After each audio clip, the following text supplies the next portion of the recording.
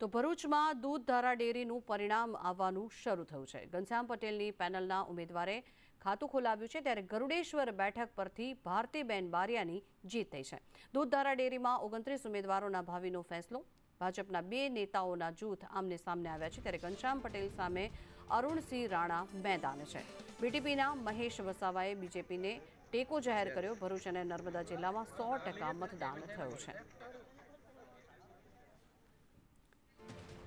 વધુ માહિતી મેળવીએ સંવાદદાતા વિરલ રાણા આપણી સાથે જોડાયા છે। વિરલ, જે રીતે આ પરિણામ આવવાની શરૂઆત થઈ છે, શું અત્યારે રિઝલ્ટ આવેલું છે?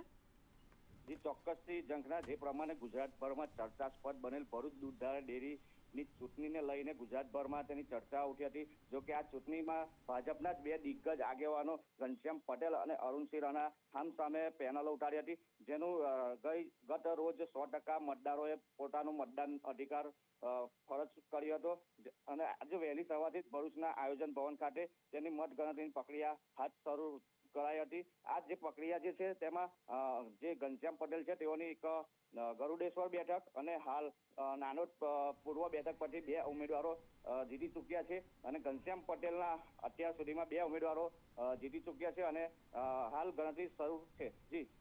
જી આભાર સમગ્ર માહિતી બદલ।